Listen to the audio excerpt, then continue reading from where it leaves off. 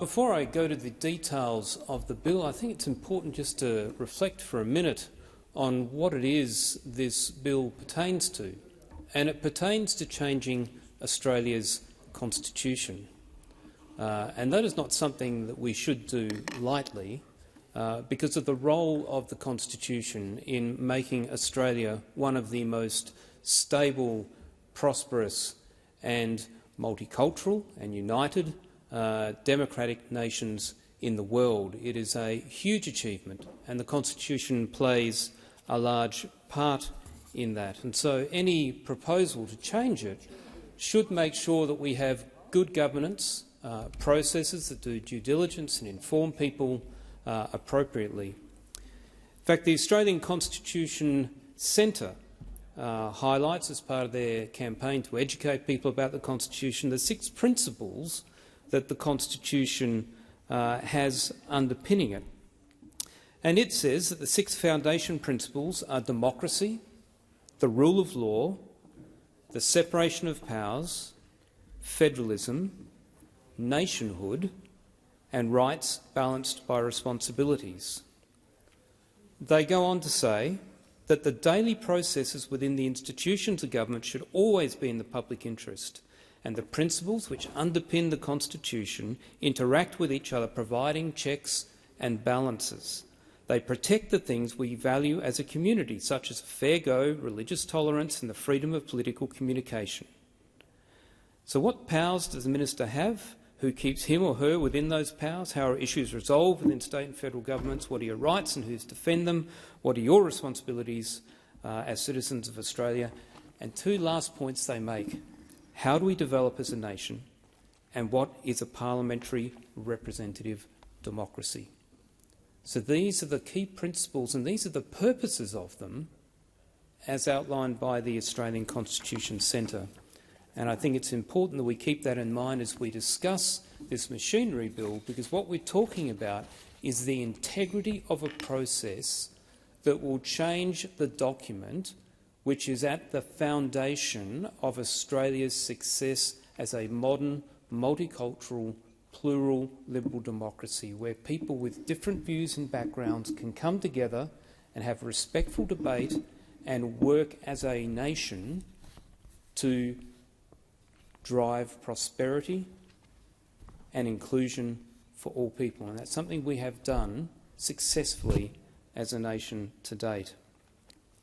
So to the machinery bill, like most bills in this place, it was referred to a committee, and I'd just like to read through some of the recommendations from the coalition members and senators in their dissenting report to the majority report, which was supporting the government position. So recommendation 1 from the coalition members and senators, this being a joint committee, supported the recommendation 1 of the government's report, in particular changes which seek to increase enrolment and participation, particularly of Aboriginal and Torres Strait Islander people, including in remote communities. And many of the other changes proposed in this just align Referendum Act with Electoral Act and are sensible changes which the coalition does support. Recommendation 2, though, of the dissenting report goes to Clause 4 of the bill, which relates to the suspension of Section 11 of the Act. Now, there's 3 key things that the coalition believe we need to have if indeed we are to have a population in Australia who are well informed and are confident that the information they have received is unbiased and factual, as opposed to many things that you see on social media which end up being opinions as opposed to a considered case. And so those 3 things are to restore the pamphlet, which since 1928 Australians have had at every referendum, and that pamphlet being a simple clarification of what the issue is and the case for and against the issue. Now, we welcome the undertaking by government to change their position and bring back the pamphlet, but we will obviously reserve our right until we see what is actually delivered there. But importantly, associated with that is the distribution of that information to people, which will take some funding to distribute that, but also to make sure that the yes and no cases, to have that integrity, to have the trust of people, rather than having a broad spectrum of voices speaking at the Australian public, to have an official yes case and an official no case, where people can go, okay, this is where the various views are coalescing for and against the question which will be in the referendum. That provides people across Australia with a degree of confidence that what they're hearing is the full range of views that are relevant to the case for and against, as opposed to having to pick through many different feeds in print or television or radio or on the internet, whether through socials or web pages or other cases. And certainly in terms of making sure we don't have undue influence, and we have seen that in recent years, both here amongst diaspora communities, but we've also seen it internationally amongst the mainstream communities in nations where foreign interference seeks to change and to change the outcome of the democratic process or cause dissension. And so the last part that the Coalition is looking for is around appropriate funding for those official organisations. And again, going back to precedent, in the words of Attorney General Darryl Williams, I was looking at the referendum around a constitution in Australia. He made it clear that the government would look to actually match funding between the yes and no cases, so that there could be no accusation that there was additional funds put toward one or the other side. And that is an important outcome. And the the Bill's Digest, prepared by the Parliamentary Library, go on to highlight the $15 million that would be provided, half to each of the two campaign committees. And so they would then use that money to actually run the campaign. And so there's an important precedent which has been in place before and that we should do. Now, to the actual committee report, the evidence that was received, it highlights in the evidence that was received on the provisions of the bill, under paragraph 120, that under section 11, the Act currently requires that official pamphlet containing the arguments in favour of and against the referendum proposal, along with the proposed textual alterations and additions to the constitutions, be prepared and distributed to the households by the Electoral Commissioner via post no later than 14 days before the vote. And there was quite a bit of evidence provided to the committee about that and why it's actually been in place since 1912, because of concerns about misinformation and partisanship during previous referendums. But by suspending Section 11 of the Referendum Act, the bill would remove the requirement for an official pamphlet to be produced and distributed for any referendum held before the next general election.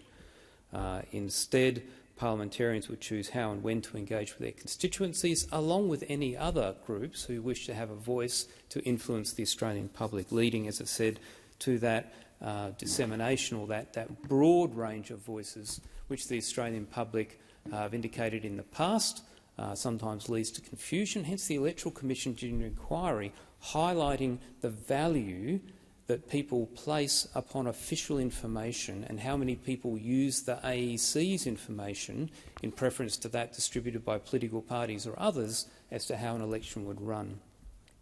So the other part is that the official pamphlet also helps to set the tone.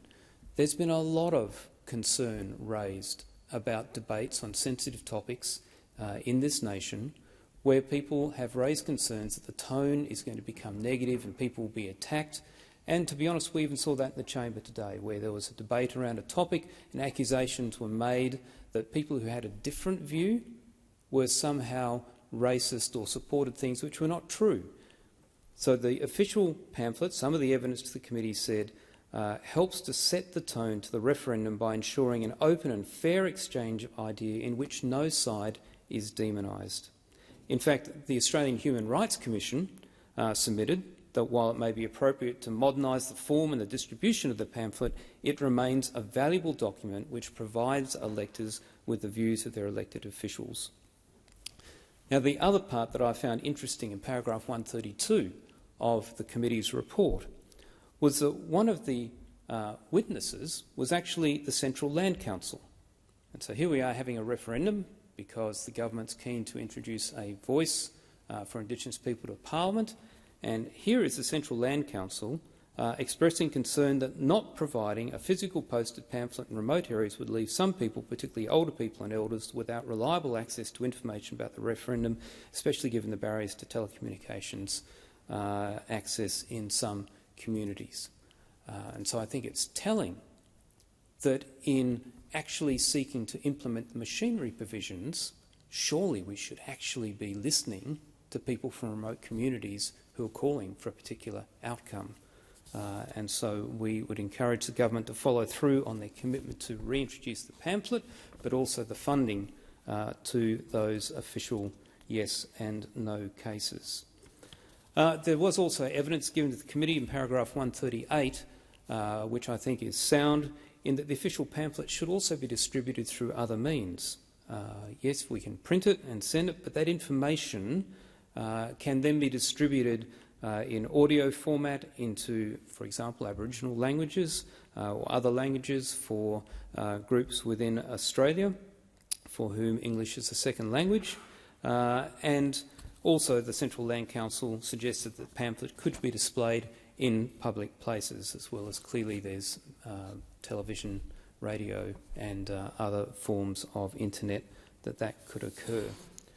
So there are a number of reasons why we should have that pamphlet and the funding for the yes and no case. So, in conclusion, if we go back to the 6 principles that the Australian Constitution Centre puts out, the very basis of Australia's success as a representative democracy, as a place that is building a nation, a country that has become the most successful multicultural, plural, liberal democracy in the world. The Constitution is a bedrock of that. And so we need to be certain that any changes to that Constitution are understood by the Australian people. They understand the arguments for and they understand the arguments against. And then they can, in an informed way, legitimately make the Parliament aware of their will, which can then be implemented. But we have precedent in this nation of a form and a way. We've had some recommendations to improve it through interpretation or translation and ways we can disseminate it, but the precedence shows that an important part is having an official yes case, an official no case, both equally funded, and the pamphlet which provides that information to the Australian people to express their will.